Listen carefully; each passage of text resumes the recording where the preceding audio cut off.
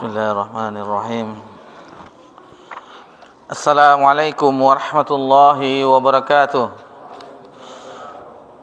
Alhamdulillah hamdan katsiran thayyiban mubarakan fi kama yuhibbu rabbuna wa yarda. Asyhadu an la ilaha illallah wahdahu la syarika lah wa asyhadu anna Muhammadan abduhu wa rasuluh sallallahu alaihi wa ala alihi wa man sara ala nahjih wa tamassaka bi sunnati ila yaumiddin wa salaman tasliman katsira. Ya ayyuhalladzina amanu taqullaha haqqa tuqatih wa la tamutunna illa wa antum muslimun. Amma ba'da. Alhamdulillah, puji syukur kehadiran Allah Subhanahu wa taala. Allah Subhanahu wa taala telah melimpahkan nikmat kepada seluruh makhluknya, dan itu tidak pernah terhenti walaupun hanya sekejap mata. Salawat beriringkan salam kepada Nabi kita tercinta, yakni Nabi Muhammad sallallahu alaihi wasallam. Bapak-bapak, ibu-ibu, jamaah Masjid Dakwah yang semoga diberkahi dan dirahmati oleh Allah Subhanahu wa taala. Di malam ini alhamdulillah kita berada di tanggal 8 Rabiul Awal tahun 1447 Hijriah, bertepatan 31 Agustus 2025 Masehi. Sebelum kita lanjutkan pelajaran kita dalam pembahasan yang biasa kita kajian bersama-sama, Bahjatul Qulubil Abrar, sedikit kita ingatkan tentang keadaan negeri yang kita cintai ini. Dan kita menyaksikan, mungkin bapak-bapak, ibu-ibu lebih mengetahui yang aktif di medsos, maka kita ingatkan bahwasanya perbanyak kita mendekatkan diri kepada Allah Subhanahu wa taala. Karena ini adalah ujian bagi bangsa kita. Kita tidak tahu apa yang terjadi di belakang layar, maka mendekatkan diri kepada Allah, menahan lisan kita, memperbanyak doa kepada Allah Subhanahu wa taala, itu yang lebih utama. Dan jika ada di antara anak-anak, cucu, kemenakan, misalnya mereka kuliah sekarang, ada aksi demonstrasi, lebih baik diingatkan, jangan mengikutinya, karena khawatir kita tidak tahu apa yang terjadi, bentrokan dan seterusnya, sehingga menumpahkan darah, menghilangkan nyawa. Mencari posisi aman itu lebih baik di zaman yang apabila terjadi situasi yang seperti ini. Jadi bagi kita bapak-bapak, ibu-ibu yang alhamdulillah kita senantiasa menuju rumah Allah Subhanahu wa taala, tentu doa kebaikan terhadap negeri ini itulah yang kita panjatkan. Karena tidak ada kenikmatan bagi suatu negeri melainkan nikmat keamanan dan rasa aman. Itu dia, nikmat keamanan dan rasa aman.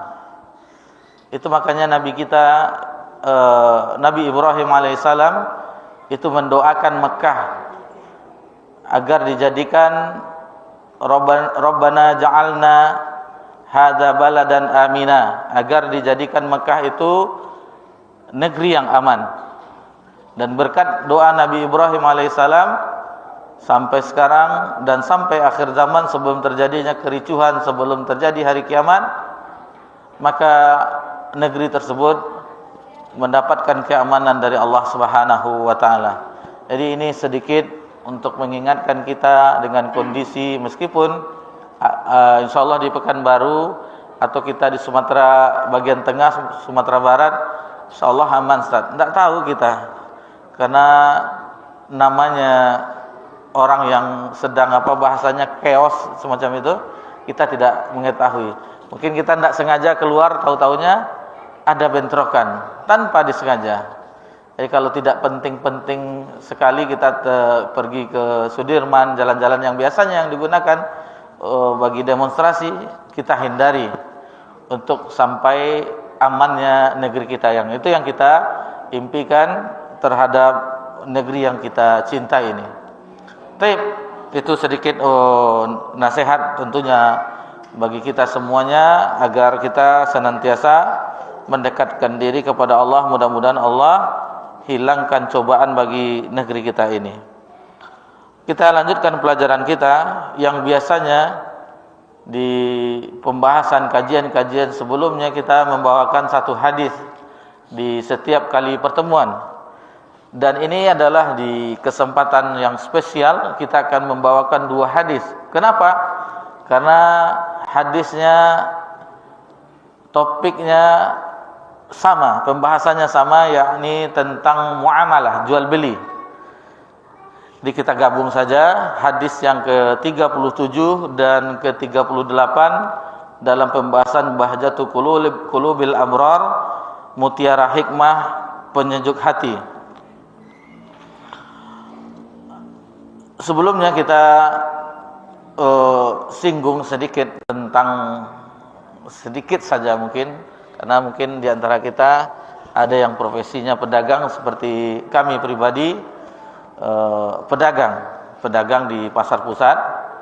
Jadi untuk mengingatkan bagi yang sama profesinya, yakni bahwasanya ini salah satu kegiatan yang sangat termasuk antara hubungan sesama sangat dibutuhkan. Tidak mungkin tidak ada transaksi jual beli di kehidupan kita di masyarakat. Ada, senantiasa ada transaksi ini. Mulai dari kebutuhan pokok, kemudian mungkin BBM kendaraan kita, itu termasuk transaksi jual beli. Dan jual beli yang kita ketahui, kalau kita lihat dari zaman dahulu, itu sistem barter. Orang-orang tua kita dahulu, pisang ditukar dengan kelapa. Ini padi ditukar dengan jengkol misalnya. Itu zaman dahulu. Kalau di zaman di bangsa Arab itu ada nama alat tukarnya, mata uangnya sudah ada di zaman dahulu, dinar dan dirham. Dinar itu mata uang koin emas, adapun dirham mata koin perak untuk sebagai alat tukar transaksi jual beli. Semakin berjalannya, berkembangnya teknologi, sekarang bentuk wujud uang itu mata uang yang kita ketahui, misalnya kita di Indonesia rupiah, atau secara internasional dolar misalnya, itu di zaman kita tidak terlalu dibutuhkan. Jadi kalau kita di bagian, misalnya di bagian sarana publik, terutama di Jabodetabek, karena dua pekan yang lalu safar, itu ndak kita bayar tunai, ndak mau nih. Pakai kiris, Pak. Kiris. Bagaimana kiris? Rupanya ada, kita aja yang belum pernah menggunakan. Nih Pak, buka apanya, mobile bankingnya ini. Transaksi dengan tanpa ada mata uang. Kemudian digital money banyak sekarang. Jadi semakin berkembang, semakin dimudahkan seperti itu. Dulu pergi ke pasar, ingat dahulu waktu kecil-kecil, kalau naik ke BOM itu naik mobil kuning, lalu ada semacam bibi kita, etek kan, kemana Tek? Ke Pekanbaru, pasar pusat Pekanbaru.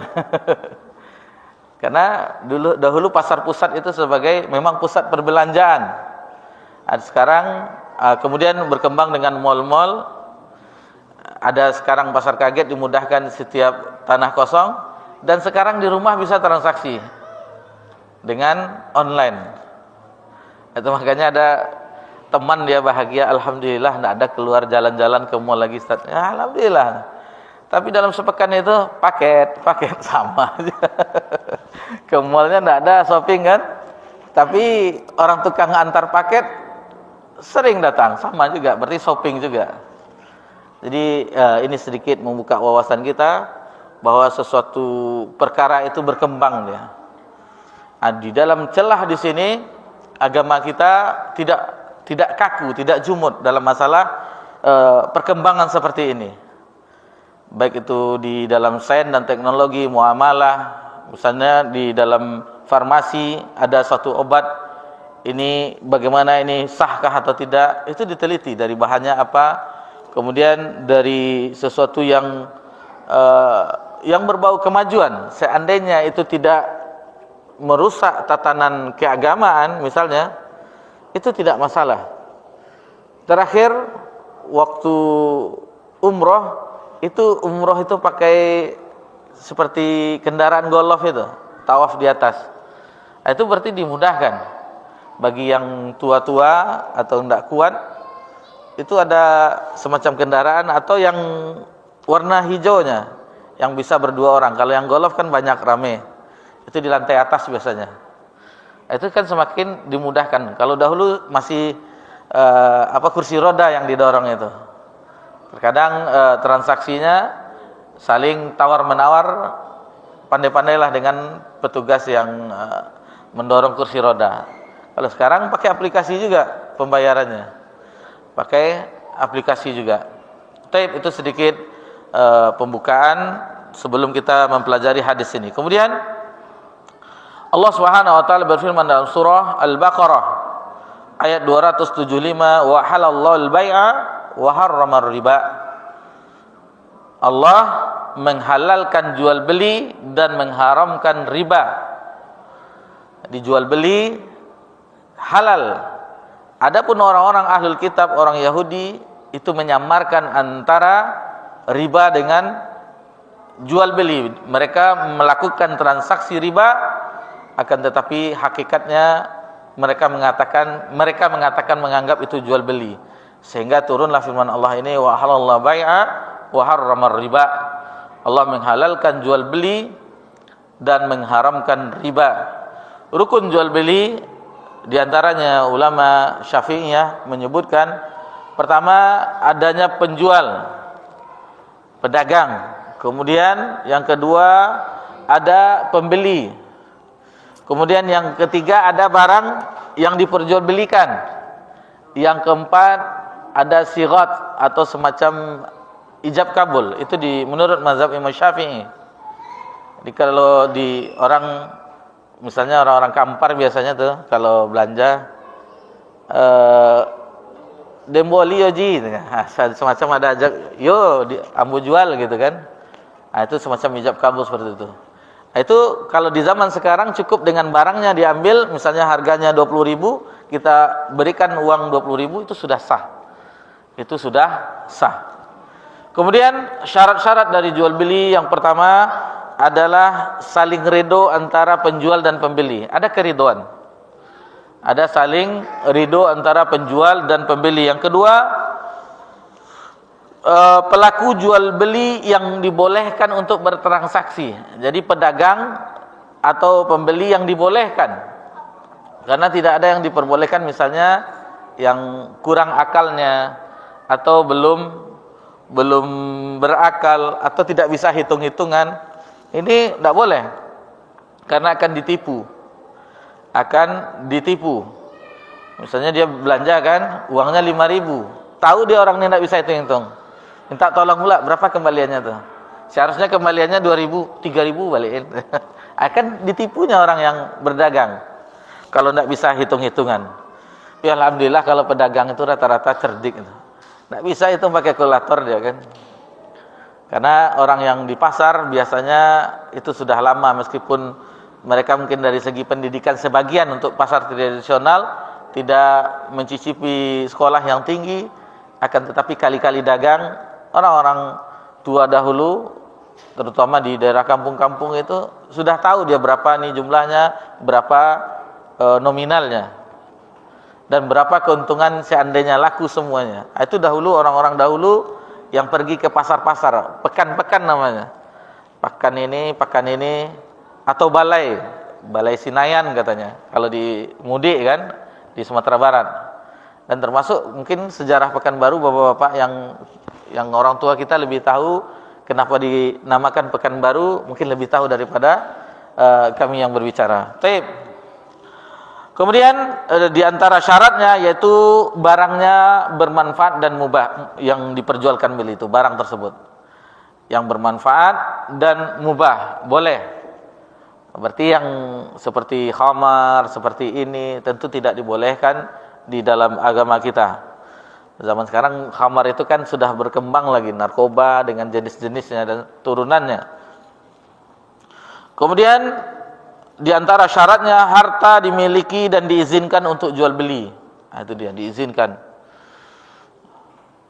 Kemudian yang kelima, bisa dipindahkan kepemilikannya. Nah, ini salah satu syaratnya.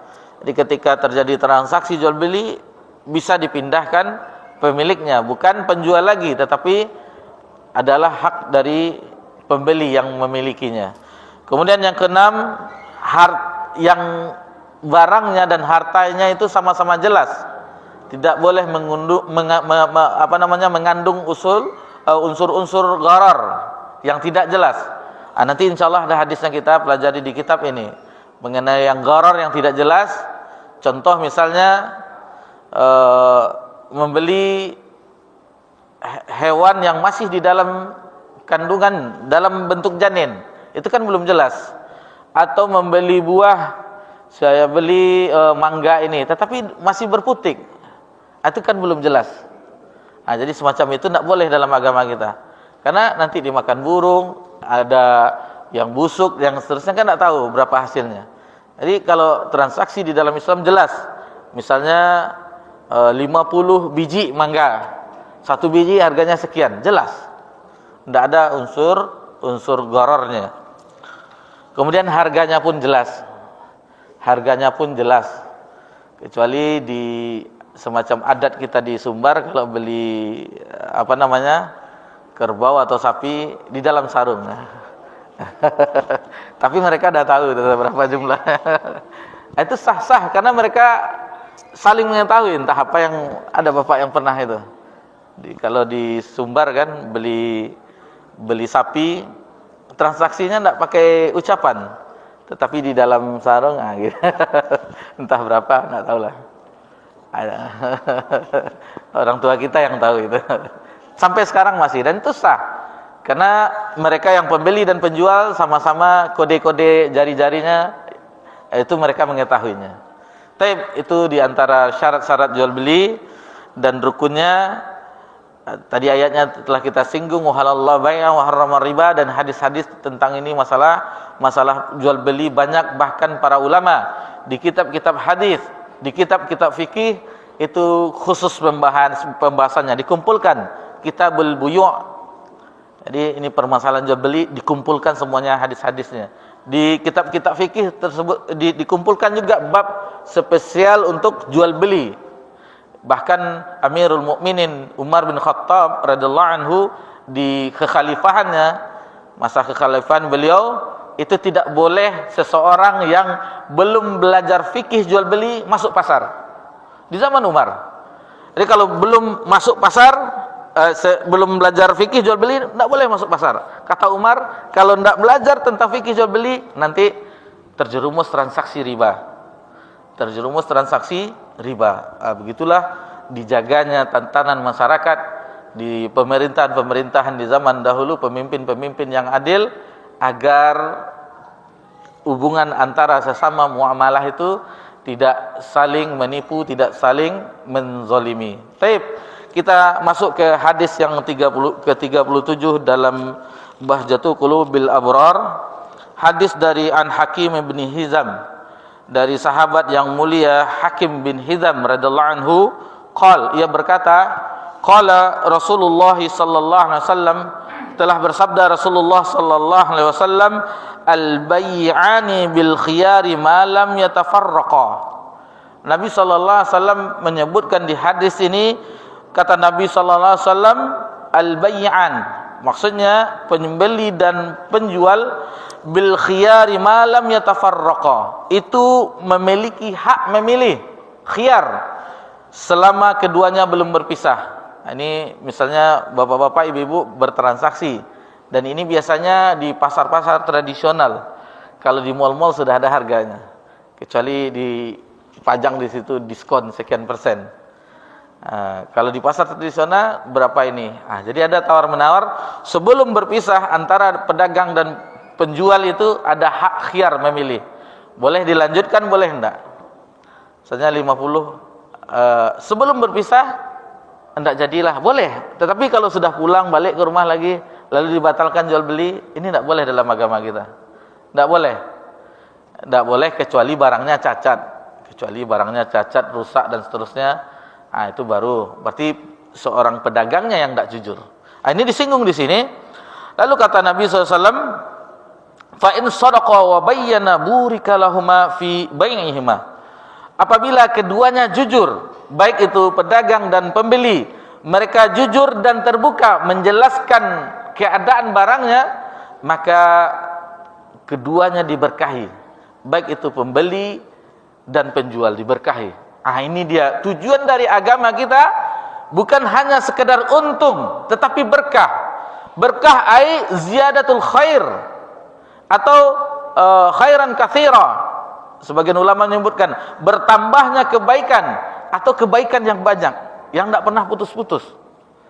Ah, ini berkah ini yang bagi pedagang muslim yang dicarinya. Dengan keuntungan dagangnya bisa mengirim uang kepada orang tua. Dengan keuntungan dagangnya bisa berinfak. Dengan keuntungan dagangnya bisa haji dan umroh. Dengan keuntungan dagangnya bisa membuat lembaga pendidikan, menyantuni anak yatim dan seterusnya. Ah, ini dia yang berkah itu. Berbeda dengan untung. Kalau untung itu belum tentu berkah. Siapa tahu kelebihan itu waliyazubillah dibelanjakan ke yang haram. Beli narkoba, pergi ke diskotik. Dan macam-macam lah waliyazubillah. Ini berarti tidak berkah. Untungnya ada. Kelebihan dari laba dari transaksi dagangnya ada, tetapi tidak ada keberkahan. Ini beda kita dengan asing dan aseng. Asing, orang-orang asing dan aseng yang mata sipit, mereka hanya untung, lugi, tetapi berkah tidak ada bagi mereka. Sementara pedagang muslim, ini yang diinginkan, berkah. Berkah. Bukankah kita mendoakan ketika pertama berjumpa, Assalamualaikum, itu yang singkatnya, Assalamualaikum warahmatullahi wabarakatuh. Keselamatan atasmu dan keberkahan. Dan misalnya ada undangan walimah, kita doakan barakallahu laka wa baraka alaika wa jama'a bainakuma fi khair. Didoakan juga keberkahan. Ketika anak lahir didoakan juga keberkahan. Kemudian apa lagi? Nabi SAW ingin mendapatkan keberkahan sebagaimana keluarga beliau, sebagaimana keluarganya Nabi Ibrahim alaihissalam. Di salawat Ibrahimiyah, Allahumma salli ala Muhammad wa ala ali Muhammad. Kemudian wa barik ala Muhammad kama barakta ala Ibrahim wa ala ali Ibrahim. Ini keberkahan. Jadi bukan hanya sekedar untung, tetapi berkah. Kita lanjutkan hadis ini. Wa in kadzaba wa katama muhiqqat barakahu wa bai'ihima. Lalu kata Nabi SAW, apabila keduanya berdusta, ini berdua, salah satunya kadzaba, kemudian tidak wa katama muhiqqat, menyembunyikan, misalnya barang yang dijualnya rusak, tapi tidak disebutkannya. Ini kan menyembunyikan. Maka ketika itu hilanglah keberkahan jual beli. Hilanglah keberkahan jual beli tersebut. Nah, inilah nanti sampai di rumah marah-marah pembeli akhirnya. Apalah ini barangnya? Ternyata ada rusak rupanya. Misalnya sepatu atau sendal. Nah, rupanya ada digigit tikus bagian bawahnya telapaknya. Sebelah kanan kan, tapi enggak, yang dilihatkannya contohnya sebelah kiri terus kan supaya laku. Tapi dijelaskan. Ini maaf ya Pak ya, misalnya ini pedagang yang jujur yang berkah. Ini maaf ya Pak, bukan tidak mau menjual ini, ada cacatnya Pak. Ini ada sedikit digigit tikus ini. Dahulu kami jual 150.000. Karena ada cacatnya, kalau Bapak mau kami jual, ya penting Bapak mau kami jual 50 misalnya. Misal tuh. Dan seandainya kita jelaskan seperti itu dan pembelinya juga mau, inilah keberkahan. Ini keberkahan. Nanti orang yang beli itu dibanggakan, ambo belanja di toko siapa itu, kok dulu 150 asana tapi jual 50.000, sumbiang sakete. Ini keberkahan. Ini keberkahan. Baik. Jadi kalau kita, Ustaz, apakah ini jual beli saja yang antara dagang jual beli itu banyak bapak-bapak ibu-ibu. Ada jual beli jasa, ada jual beli banyak sekali. Kalau bapak kita semacam keahlian beliau arsitek ya, itu jual beli juga sekian kan. Nah, itu termasuk jual beli jasa, keahlian, skill dan seterusnya. Jadi banyak sekali yang melakukan transaksi ini. Cuman yang anehnya kita, kenapa mindset dari orang-orang yang tamat sekolah atau tamat kuliah, kenapa mencari kerja? Aneh ya. Kalau mencari kerja, itu hanya per bulan. Sementara kalau berdagang itu tiap hari dapat uang terus. Cuman kalau prestise ya, mana dia kerjanya? Oh, di kantor ini, instansi ini, perusahaan ini. Wah. Kalau orang pedagang kan kadang baju kaosnya bolong-bolong ketiaknya, tapi tiap hari ada duitnya. Setiap umroh, setiap tahun kan. Jadi orang meremehkan tetapi tidak tahu bagaimana putaran transaksi ekonomi tersebut. Jadi banyak kisah kalau tentang pedagang zaman-zaman dahulu kan. Ini termasuk penipuan juga nih. Kita alihkan sedikit. Zaman dahulu merantaulah dia. Katanya apa dagangan sekarang? Jualan batik dia. Kirain baju batik Pekalongan ini di Tanah Abang. Enggak, rupanya batik pepaya itu kan batik juga. Jadi ini enggak boleh. Misalnya ada yang mencari menantu kan, udah merantau dia, udah berdagang dia sekarang. Ini semacam ini kan penipuan juga. Tahu-tahunya kalau zaman sekarang udah ada medsos, sudah ada handphone, gampang melacak. Zaman dulu naik mobil ke sekarang berangkat 2 hari lagi baru sampai kan. Mana informasi di mana tokonya, di mana kan tidak jelas. Tapi itu hanya sedikit selingan. Jadi tentang muamalah ini diatur di dalam agama kita agar transaksi itu diredhoi oleh Allah Subhanahu wa taala dan mendapatkan keberkahan. Jadi tidak boleh ada tadlis di sini, penyamaran, tidak boleh. Harus jelas, harus dijelaskan sejelas-jelasnya. Hal yang sepele misalnya jual minuman, misalnya minuman segar yang dingin-dingin es seperti itu, kita katakan ini bukan air gula aren. Ini gula kalau kita bilang induk gula atau vanila pemanis. Jadi orang mengetahui, jadi oh ya ini. Jadi dari perihal yang seluruhnya yang banyak itu, apapun jenisnya harus kita jelaskan.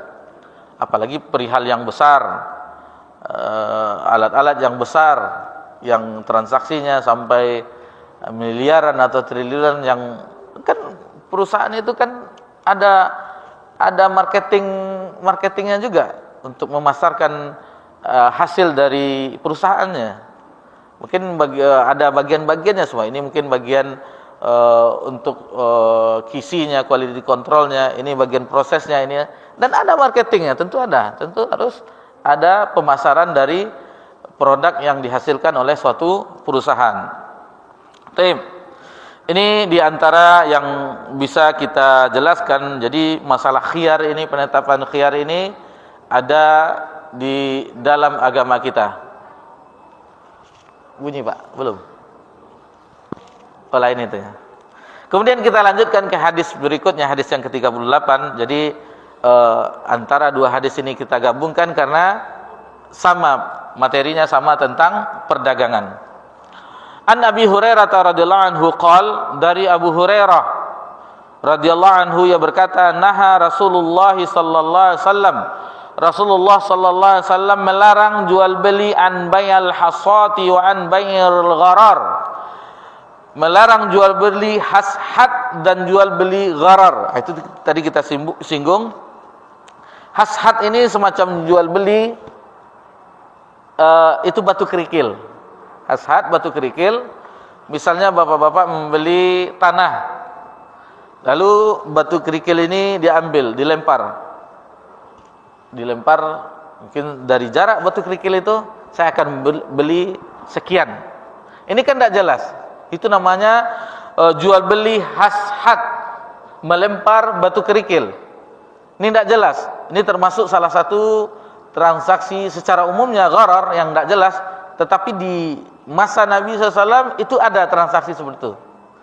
Jadi dibelinya suatu lahan tanah, lalu dilemparnya batu di padang pasir itu, mungkin dekat perkebunan korma atau yang lainnya, dilemparnya. Kalau kita kan sekarang sawit gitu, dilemparnya sampai mentok di pohon sawit, jatuh batu kerikil situ. Yang dari sekian saya akan beli sekian ratus juta misalnya. Tidak jelas berapa ukurannya, berapa batang sawit di situ yang tumbuh, tidak jelas. Ini tidak boleh di dalam agama kita. Jual beli seperti ini tidak dibolehkan. Jadi walaupun di hadis itu dipisah antara jual beli hasad dengan gharar, secara umum itu adalah jual beli gharar yang tidak jelas. Hikmah dari pengharaman ini yaitu bahwasanya ini akan menimbulkan permusuhan di dalam agama kita. Itu dijaga agar tidak terjadi permusuhan. Misalnya dibelinya kan, lalu diiming-imingkannya, saya beli sekian ratus juta yang ini.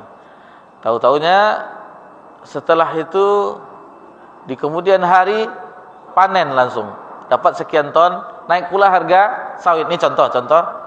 Lalu tanah yang itu diukur akhirnya sekian hektar rupanya gitu kan. Lalu dikalikan, terjual murah kata penjual ketika itu. Terjual murah rupanya. Yang seharusnya pasaran 1 meter di situ misalnya 1 juta, karena hasad yaitu melempar kerikil, laku cuma 300.000 semeter. Ini kan penyesalan. Ini tidak boleh. Jadi harus jelas transaksi di dalam agama kita, diukur. Ini berapa luasnya, berapa ini, berapa isinya. Oh ternyata sekian hektar. Harus jelas. Terus dihitung juga. Ini pohonnya sekian batang. Sudah umurnya sudah 7 tahun misalnya. Sudah buah pasir dan seterusnya. Ini harus jelas. Tadi kita contohkan tentang buah-buahan karena tidak jelas. Ketika musim buah-buahan, maka berputiklah suatu pohon yang rindang, ditaksirnya. Saya beli semuanya nanti buahnya ini dengan harga, tidak ada dihitung, masih berputik, dengan harga misalnya 10 juta.